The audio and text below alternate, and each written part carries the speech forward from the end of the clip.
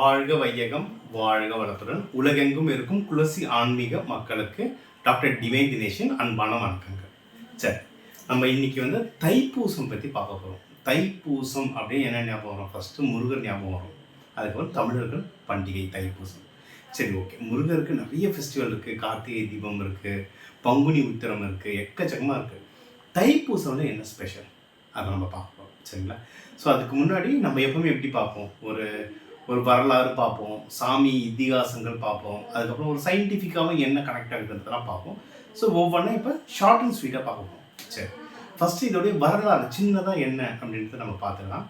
நம்ம எல்லாருக்குமே இந்த மாம்பழம் கதை தெரியும். ஸோ நம்ம சிவபெருமான் பார்வதிட்டு ஞானப்பழம் மாம்பழம் வரும். அது அவங்க என்ன சொல்லுவாங்க, 2 பசங்கிட்ட யார் முதல்ல உலகத்தை சுற்றி வராங்களோ அவங்களுக்கு தான் மாம்பழம். ஸோ விநாயகர் அப்பா அம்மாவை சுற்றி வர்றாரு, மாம்பழத்தை வாங்கிக்கிறாரு. முருகன் எனக்கு ஒன்றும் வரலை அப்படின்னு கோச்சிக்கிட்டு பழனிக்கு வரதா ஒரு கதை இல்லை வரலாறு இருக்குது. சரி, ஓகே. அதுக்கப்புறம் என்னாச்சு? அதுக்கப்புறம் முருகருக்கு என்னாச்சு? முருகர் எப்படி முருகரை கன்வின்ஸ் பண்ணாங்க? அது யாருக்கோ ஞாபகம் இருக்கா?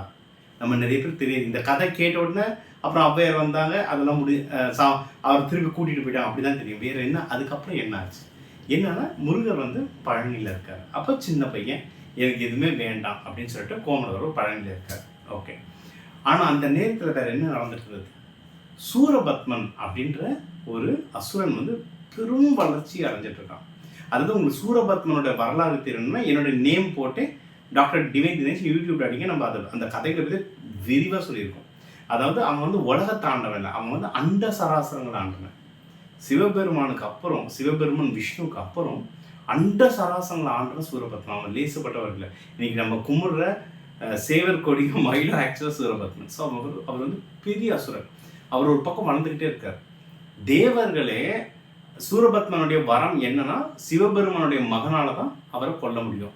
சிவபெருமானோட உதிரத்திலிருந்து வந்த மகன்னா முருகன் தான். முருகன் ரெடியானதான் சூரபத்மனை கொல்ல முடியும். அதுக்காக தான் தேவர்கள் படாத பாடுபட்டு முருகனை வர வச்சாங்க. இப்போ முருகர் கோச்சிட்டு மலையில் இருக்காரு. இப்போ சூரபத்மனை எப்படி நம்ம கொள்றது? சூரபத்மன் ஒரு பக்கம் பெருசாக வளர்ந்துக்கிட்டே போகிறான்ல. அப்போது இப்போ போயிட்டு திருப்பி தேவர்கள் சொல்கிறாங்க சிவன்கிட்ட, ஐயா ஏற்கனவே சூரபத்மன் அட்டகாசம் தாங்க முடியலன்னு தான் உங்களை கெஞ்சி கூத்தாடி தவத்துலேருந்து வெளியே கொண்டு முருகரை உருவாக்கியிருப்போம். சரி, இப்போ முருகர் கோச்சிட்டு அங்கே போயிட்டாரு. எப்படி சண்டையை எப்போ ஆரம்பிக்க போகிறீங்க? ஏன்னா தேவர்களுக்கு அவங்க பிரச்சனை, அவங்களுடைய பதவி எல்லாத்தையும் சூரபத்மன் எடுத்துக்கிட்டாரு.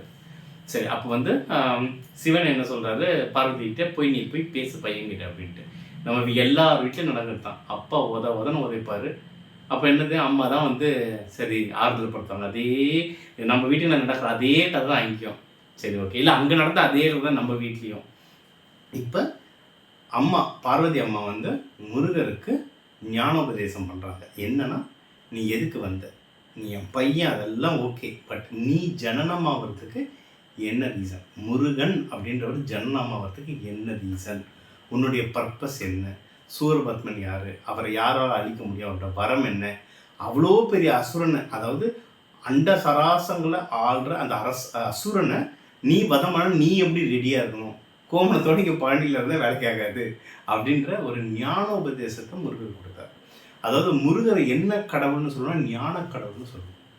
முருகனை ஞான கடவுள்னு சொல்லுவோம். ஆனால் அந்த முருகனுக்கே ஞானம் தந்தது பார்வதி அம்மா. அது தந்த நாள் தான் தைப்பூசம். சரிங்களா? அவ்வளோ ஸ்பெஷல் தைப்பூசம்.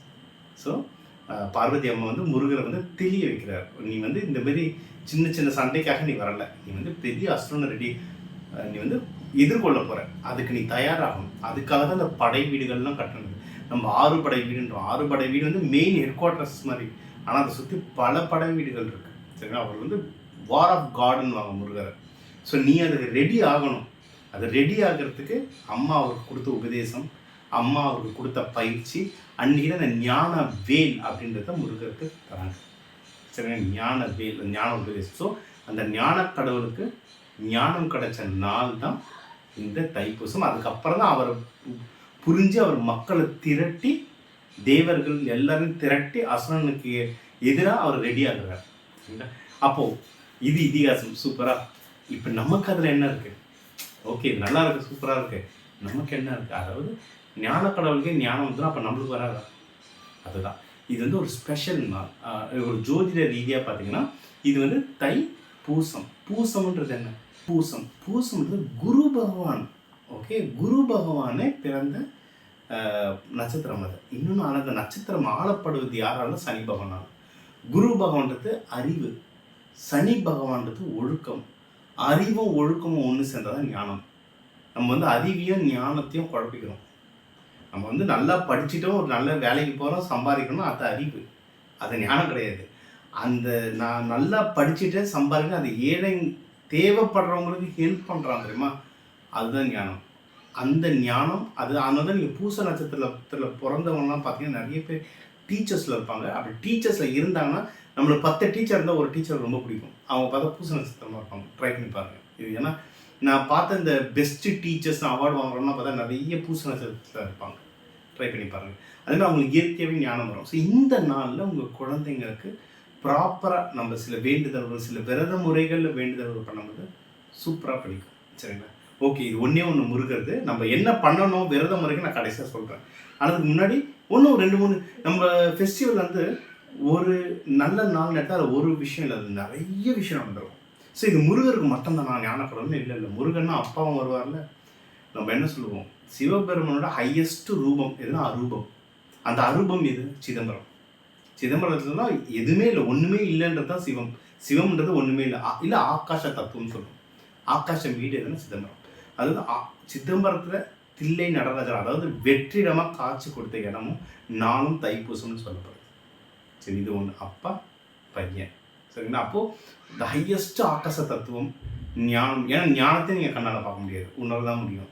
சிவனையும் உணரதான் முடியும். இதெல்லாம் நடந்தது தைப்பூசம்.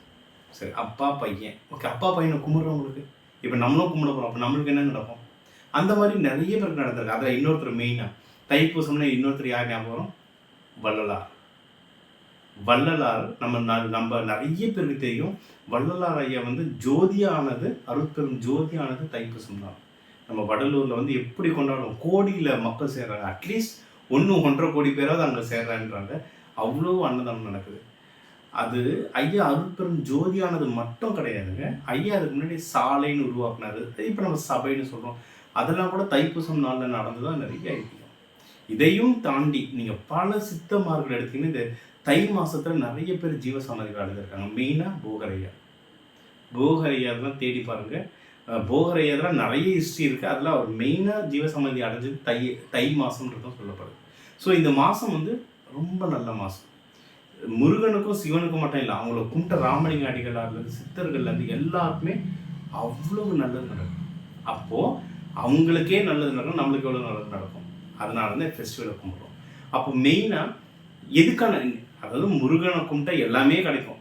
மெயினாக என்ன கிடைக்கும் இந்த ஃபெஸ்டிவல்? ஞானம். சரி, ஞானம்னா இப்போது என் ஸ்கூலில் படிக்கிற குழந்தைங்க எல்லாரையும் நான் அன்றைக்கி கோயிலுக்கு கூப்பிட்டு போகிறேன். ஞானம்ன்றது பசங்களுக்கு மட்டும் இல்லை, பெரியவங்க நம்மளுக்கும் தேவைப்படுது. ஏன்னா நம்மளுக்கு அறிவு இருக்குதான் நினச்சிக்கிறோம், ஆனால் நிறைய பேர் ஞானம் இல்லை. அந்த ஞானம் கேட்டு பெறனால, அதாவது குழந்தைங்க படிக்கிற குழந்தைங்களாக இருந்தால் நீங்கள் கோவிலுக்கு போயிட்டு நல்லா படிக்கணும்னு வேணலாம். இப்போ நானும் பிஸ்னஸ் பண்ணிகிட்ருக்கேன். பிஸ்னஸ்னால் அந்த நாளில் தான் நான் அடுத்து என்ன பிஸ்னஸை கரெக்டாக பண்ணணுன்ற அந்த ஒரு டிராஃப்டே நான் வரைவேன். அது சூப்பராக ஒர்க் ஆகும். அதை ட்ரை பண்ணி பாருங்கள். உங்களுக்கு என்ன தேவை, அறிவுபூர்வமாக நான் என்ன பண்ணணும் அப்படின்ற அந்த புள்ளியார் சொல்லி அப்போ போடுங்க. ஏன்னா முருகன் அசுரனை வதம் பண்ணணுன்றதுக்கான புள்ளியார் சொல்லி போட்ட நாள் இந்த நாள் தான். அவ்வளோ பெரிய டாஸ்க் நமக்கு வேண்டாம். நமக்கு தேவையான சின்ன விஷயத்துக்கு ஒரு புள்ளியார் சொல்லி தாராளமாக போடலாம். சரிங்களா? எப்படி போடலாம்? நம்ம நிறைய விரத முறைகள் இருக்குது முருகனில். அதாவது இளநீர் விரதம் இருக்குது, மிளகு விரதம் இருக்குது, பால் பழம் மட்டும் சாப்பிட்ற விரதம் இருக்குது, நிறைய இருக்குது. திருப்பியும் டாக்டர் டிவைன் தினேஷ் முருக விரதம்னு நீங்கள் யூடியூப்பில் போட்டிங்கன்னா அவ்வளோ வீடியோ வரும். ஸோ அதை டீட்டெயிலாக பாருங்கள். இது மெயினாக உங்களுக்கு உங்கள் உடல்நிலை எப்படி இருக்கோ அதுக்கேற்ற மாதிரி நீங்கள் பண்ணுங்கள். ஏன்னா நம்ம பரம்பரை பொக்கிஷம் இல்லை நம்ம டீம்லலாம் நிறைய பேர் பார்க்கணும், நிறைய பெரியவங்க இருக்காங்க. அதான் இப்போலாம் மலேசியாவில் இருந்துலாம் இப்போ டீம் மீட்டிங் போயிட்டு இருந்தால் அவ்வளோ வயசானவங்க இருக்காங்க. இப்போ அந்த வயசானவங்களாம் நான் இளநீர் விரதம் இருக்கிறேன், மிளகு விரதம் இருக்கிறேன்னா ரொம்ப கஷ்டம். சரி, இருக்கலாம், உடம்பு நல்லா இருந்தால் இருக்கலாம். எனக்கு டயபெட்டிஸ் இருக்குது, மாத்திரை மருந்து எடுத்துக்கணும்னா ரொம்பலாம் உடலை வருத்தாதீங்க. ஏன்னா அந்த காலத்தில் இருந்த உடம்பு வேறு, இப்போ இருக்கிற உடம்பு வேறு. ஸோ அப்போ என்ன பண்ணலாம், மினிமம் வேலைக்கு போகிறவங்க இல்லை கடுமையாக உழைக்கிறவங்க, அப்போது இதில் ஹவுஸ் ஒய்ஃப் வர மாட்டாங்கன்னு இல்லை, அவங்க தான் அதிகமாக வேலை செய்வாங்க. சரிங்களா? அதனால் உங்கள் வேலை பளுவுக்கு ஏற்ற மாதிரி சாப்பாடை குறைச்சிக்கோங்க. இப்போ எனக்குலாம் நல்லா ஓடிக்கிட்டே இருப்பேன். அன்றைக்கி தான் நிறைய இன்டர்வியூ வரும். ஸோ ஒரு வேளை குறைச்சிக்கோங்க. முடிஞ்சால் 2 வேளை குறைச்சிக்கோங்க. அவ்வளோதான். இல்லை எனக்கு எந்த வேலையும் செய்ய தேவையில்லை, எனக்கு வேலை செய்யறதுக்கு நிறைய ஆள் இருக்காங்கன்னா, அப்போது அந்த மிளகு விரதமோ இல்லை இளநீர் விரதமோ அதாவது இளநீர்னா வெறும் இளநீர் மட்டுமே குடிச்சிட்டு இருப்பாங்க. மிளகுனா ஒரு நாளைக்கு 1 மிளகு மட்டும் சாப்பிடுவாங்க. அதுவும் நாள் கணக்கெலாம் இருக்குது. அண்ட் தேடி பாருங்கள், என் பேர் வச்சு தேடி பாருங்கள், அதை பற்றி டீட்டெயில்ஸ் போட்டிருப்பேன். அண்டு பால் பழம், அதாவது சாப்பாடாக சாப்பிடாம திட உணவாக சாப்பிடாம கொஞ்சம் பாலும் பழமும் மிக்ஸ் பண்ணி கொஞ்சம் கூழ் மாதிரி குடிச்சிட்டு இருப்பாங்க. அதனால் உங்களுக்கு எது அதாவது கஷ்டப்பட்டு பண்ணக்கூடாது, இஷ்டப்பட்டு பண்ணணும். அதாவது முருகனுக்கு நான் இருக்கணும்னு கஷ்டப்பட்டு பண்ணக்கூடாது. எது நம்மளால் முடியுமோ அதை வந்து ஸ்மூத்தாக ஹேண்டில் பண்ணிட்டு சந்தோஷமாக விரதம் இருக்க மாதிரி பண்ணேன். எத்தனை நாள் விரதம் இருக்கிறது? நம்ம வந்து முருகருக்கு ஜென்ரலாக 6 நாள் சொல்லுவாங்க. ஜோதிட ரீதியாக நான் எப்பவுமே 7 நாள் சொல்லுவேன். ஏன்னா 7 நாள்னா 9 கிரகங்களும் அதை கவர் ஆகிடும் 7 நாள். ஏன்னா ராகு கேது வந்து சாயா கிரகம் சொல்லுவோம். ஸோ மீதி 7 கிரகமும் அதில் கவர் ஆகிடும். அதனால் 7 நாள் இருக்கலாம். 7 நாள் இருக்க முடியாதவங்க 3 நாள் இருக்கலாம். 3 நாள் இருக்க முடியாதவங்க அட்லீஸ்ட் 1 நாளாவது இருக்கலாம். அதுவும் முடியல, அட்லீஸ்ட் பூசம் அன்னைக்காவது இருக்கலாம். சரிங்களா? நீங்கள் வந்து உங்களால் என்ன முடியுமோ அது வரைக்கும் இருங்க. ஆனால் ஏதோ ஒரு விரதம் இருந்தால் நல்லது. இருந்துட்டு அதுக்கான பயிற்சிகள் நீங்கள் தேவையை கேட்கணும். இது ஃபாஸ்ட்டாக ஒர்க் ஆகும். அதாவது நிறைய பேர் இதெல்லாம் சிரிப்பாங்க. ஆனால் இப்போ லேட்டஸ்ட்டாக நோபல் பரிசு வந்ததை பற்றி விசாரிங்க. லேட்டஸ்ட்டாக ஜப்பானில் இருக்கவருக்கு வந்து விரதத்தை பற்றி ரிசர்ச் பண்ணி தான் நீ நோபல் பரிசு கிடச்சிது. இது விளையாட்டு விஷயமே இல்லை. நம்ம வந்து 1000 விஷயமா பண்ணுற விஷயத்த ஒருத்தர் ரிசர்ச்சாக சப்மிட் பண்ணிட்டாரு, அவருக்கு நோபல் பரிசு. இது சிரிக்கிறதா இல்லை நம்ம இதை சரியாக புரிஞ்சுக்கலன்னு வேதனைப்படுறதான்னு தெரியல. அதனால் நம்மளுடைய கலாச்சாரம் வந்து ரொம்ப ஸ்ட்ராங்காக இருக்குது. உங்களால் எத்தனை நாள் முடியுமோ அத்தனை நாள் விரதம் இருங்க. அதாவது ஐயா இந்த வீடியோ லேட்டாக பார்த்துட்டேன், எனக்கு 7 நாள் பண்ண முடியலன்னா நீங்கள் எப்போ பார்க்குறீங்கன்னா அப்பத்துலேருந்து ஆரம்பிங்க. முருகர் அதெல்லாம் ஒன்றும் கோச்சிக்க மாட்டார். 2 நாள் பூசத்துலேருந்து 2 நாள் தள்ளி போனாலும் ஒன்றும் கோச்சிக்க மாட்டார். நீங்கள் வந்து அந்த 7 நாள் இருங்க. அது ஒரு அது வந்து ஞானக்கடவுள். அதனால் ஞானமாக யோசிங்க. அது ஒரு சயின்ஸ். அதை ஃபாலோ பண்ணிங்கன்னா உடம்பு சூப்பராக இருக்கும். சரிங்க? ஸோ எனக்கு கார் வேணும், பங்களா வேணும், இதையும் கேளுங்க. ஆனால் எனக்கு ஒரு விஷயம் வேணும், அதுக்கு நான் எப்படி உழைக்கணும் அப்படின்ற பிளானிங் பண்ணுறதுக்கு இது ஒரு பர்ஃபெக்டான நாள். ஒரு அறிவுபூர்வமாக என்ன கேட்டிங்கன்னா பிளான் பண்ணுறதுக்கான பர்ஃபெக்டான நாள். பார்வதியே பிளானிங்கை முருகருக்கு சொன்ன நாள் இது. ஸோ நமக்கும் அந்த சிவன், பார்வதி, முருகர், நம்ம சித்தர்மார்கள் எல்லாரும் நமக்கு ஆசீர்வாதம் பண்ண இந்த தைப்பூச திருநாளுக்கு அரோகரா வாழ்கிறோம்.